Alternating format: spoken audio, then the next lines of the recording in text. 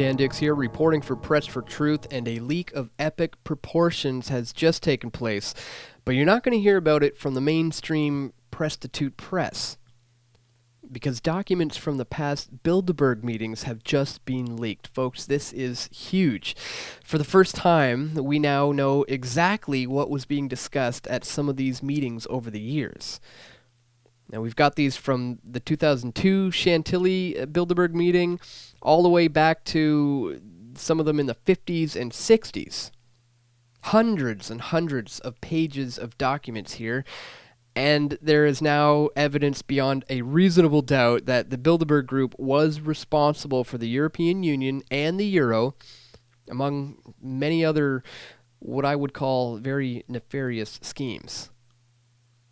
Now, we know that Muslim fundamentalism has been on their radar long before it ever became any kind of a public issue, and where this public debate is now confined by this false dichotomy of either you're with us or you're against us. Well, as we'll show you in this video, the Bilderbergers speak more candidly and openly on this. And it would seem that much is true. One of the reasons that the meetings are so secret is so that the world's elite can basically just discuss politics without being quoted or scrutinized. But obviously, far from being a country club for rich, old, powerful men, well, Bilderberg's been a part of the shadow government that's been influencing the direction that the world takes. Now, just look at these papers from 2002. Here in 2002, they were discussing the integration and the intelligence gathering between Europe and North America, and we'll show you all of that in this video. But look here, where it says, as is usual at Bilderberg meetings, in order to permit frank and open discussion, no public reporting of the conference took place. This booklet is an account of the 2002 Bilderberg meeting and is distributed only to participants to this and past conferences and to prospective participants of future conferences. It represents a summary of the panelists' opening remarks for each session and of the comments and the interventions in the subsequent discussion. So, frank and open discussions is what they want without no reporting whatsoever. Well, that's definitely been confirmed to me multiple times. Like here, for example, by Ontario Premier Mike Harris, when I asked him about his attendance. The Bilderberg Group, what sorts of things were discussed when you were there, and what do you think of Bilderberg? Well, one of the rules of Bilderberg is that everything is private and off the record. So that's what I think of it. Okay. Private and off the record, so that's what he thinks of it. Yeah, well, it's not so private anymore. So let's just have a look at what was discussed, shall we? Now, each of these documents provide a participants list. Here you can see Jacob Wallenberg. He's a billionaire who's been involved with this ever since the beginning. I just confronted him, actually, about these meetings just a couple of weeks ago in Germany, and I'll include a link in the description to that conversation that we had, where he basically dismisses the conference's agendas as nothing of any real importance or any real significance. Again, we'll see about that. Now, following this participants lists, we have an agenda, and with topics like current affairs. And remember, this is very post 9/11, and the speaker on this topic is none other than Secretary of Defense Donald Rumsfeld, moderated by Etienne Davignon, the co-founder of the Bilderberg Group. So with topics like the consequences of the war against terrorism, or post-crisis reconstruction and nation rebuilding, presented by James Wolfenson, the then head of the World Bank, whom I also once confronted on this very issue, and he actually claimed that he didn't attend the meeting, and then he claimed that he just couldn't remember what was discussed. Again, I'll include all the links in the description for these videos so you can verify all of this for yourself. So, as I was saying, with these kind of topics like the changing nature of the EU within the Western Alliance, Or have civil liberties been unnecessarily eroded? Well, of course they're going to say, no, civil liberties haven't been eroded. Or, that we need a completely united, unified Europe. I mean, clearly their influence is going to carry on after the meetings, and these ideas are going to permeate throughout society just by the very nature of the people who are there and the fact they're convincing these attendees that this is how things are and this is how things ought to be. On another note, I've also confronted Peter Sutherland here, chairman of Goldman Sachs, about his involvement. I'll include a link to that one in the description as well. That was a doozy. All right, so back to the script that they are feeding all of these delegates here. They also discussed not only swiftly and elegantly getting rid of Saddam Hussein, but how the region may get yet more dangerous after a war on Iraq. And like Ron Paul has always been saying, literally for decades, terrorists are armed with ideas. You cannot fight them with force alone. So already there's this clear difference from what Bilderberg members are telling the media and the public from what they're all saying to each other. Now the second panelist, who we can see here, is Richard Pearl, stated the following. The United States, unlike most of its allies, has the ability to take the war against terrorism to the terrorists, and it may be forced to go it alone in exercising this ability. It will be much quicker if we all do this together. Saddam Hussein has invaded his neighbors. He possesses chemical weapons. He's feverishly working to become a nuclear power. His ties to terrorist organizations force us to consider the possibility that he will distribute those weapons to terrorists. Can we wait for this to happen? The United States has no choice but to deal with Saddam. Folks, these are all lies. Saddam Hussein had no weapons of mass destruction at all. And remember, this was in 2002 here, 1 year before the invasion of Iraq.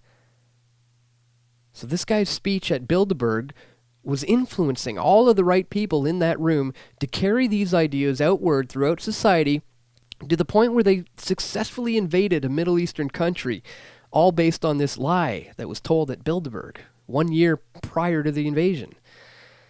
It's just unbelievable. Here, a French Bilderberger warned that America was launching wars on too many fronts, while everyone else here agreed that an essential part of our strategy must be a gigantic information war. I mean, it's all right here. In 2002, Turkey was also discussed as a potential member of the European Union, and how toppling Saddam Hussein would eventually benefit that nation in the long run. And it was agreed that Europe should not stay neutral on the war on terror, that for practical as well as philosophical reasons, America and Europe should essentially be united. Now, back in 2002 here, Bilderberg was also discussing how capitalism always needs fixing, and that it was all part of their creative destruction. They discussed regulatory changes in corporate structure, especially in America, where the main priority is to create wealth for shareholders. And a British Bilderberger warned that businesses don't have the same checks and balances like politics do, so he was calling for more control. So the Enron scandal would be the ultimate state excuse for this consolidation of more wealth and power. But not everyone was falling in line with this. As one Bilderberg here commented, capitalism without bankruptcy is like Christianity without hell. Now this is interesting. Here, the European Union's aversion to GMOs was briefly brought up in the discussion here about more cooperation between the EU and the Americas. It seems a Western alliance was in store as early as 2002, something we can certainly now see with NATO acting as the world's policeman. And as the conference notes reads here, the aftermath of September 11th provided an opportunity to glue the alliance tighter together. There has been a good deal of real cooperation, but America did too little to involve Europe in the war, despite the first ever inculcation of NATO's Article 5. The next stage of the war may be ever less cooperative.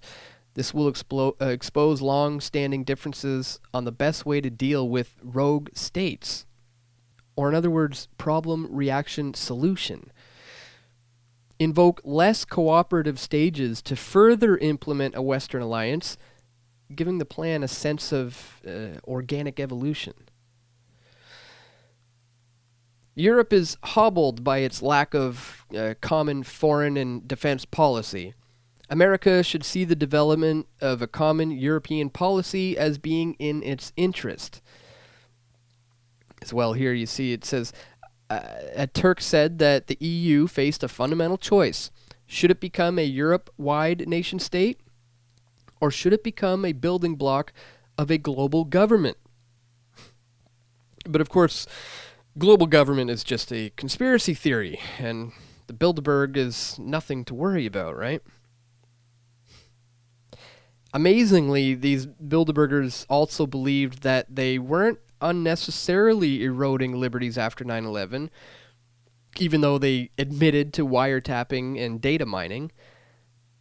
And as one of them puts it here, you cannot fit terrorism within a traditional criminal justice model.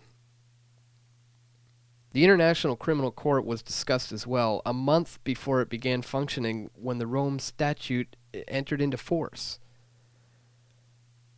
Bilderberg also discussed the influence of the extreme right and the opening up of debate hitherto taboo subjects. And led by unorthodox candidates, the Bilderbergers viewed this extreme right as merely cashing in on frustrations with traditional parties. Interesting.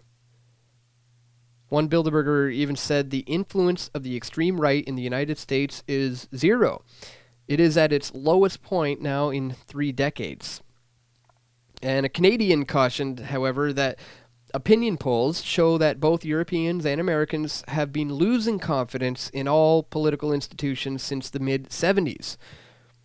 And he warned that fascism, which they defined as willingness to resort to street protests, a sentimental worship of nature, a belief in economic collectivism and anti-Semitism, are now just characteristics of the left. They also discussed political correctness as being a huge problem, since refusing to discuss race or discussing it in PC terms only fuels the far right. But since one of the most marked consequences of September 11th has been an increase in trust in political institutions, and that it's basically impossible for third parties to succeed, well, the threat of the extreme right, at least in 2002, was completely overblown. And folks, this is just a small fraction of the information that has been leaked here. I've only focused mostly on the 2002 report since it was the most recent one. And even by 2002, it was known by the Bilderbergers that the dollar is going to begin to decline, and that the question is, how far will it go?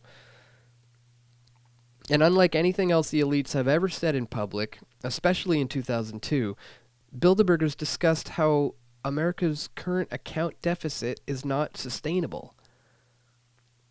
And they saw the best solution being for other countries to press ahead with structural reforms so that capital would flow to the rest of the world rather than migrating to the United States. So one can only really speculate the role that Brexit has played for their geopolitical agenda, but one thing is for sure.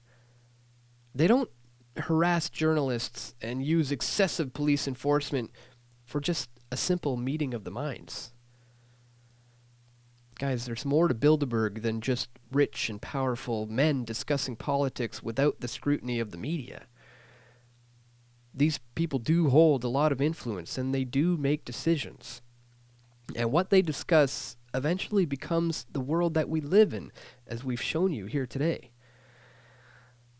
But the good news, folks, is the tide is turning, and these leaks really are just the beginning. Let me know your thoughts in the comments sections below, and be sure to subscribe to the channel if you're new here, and also check the links to where you can also donate or join us here as a PFT member. We can't do this work without you. Stay tuned, guys. We've got more video reports coming soon to pressfortruth.ca. Other prominent Canadians who have attended the Bilderberg conferences include former Prime Minister of Canada Lester B. Pearson, Pierre Elliott Trudeau, Jean Chrétien, Paul Martin, and Stephen Harper. Many other influential Canadian politicians and business leaders have also attended the secret meetings, including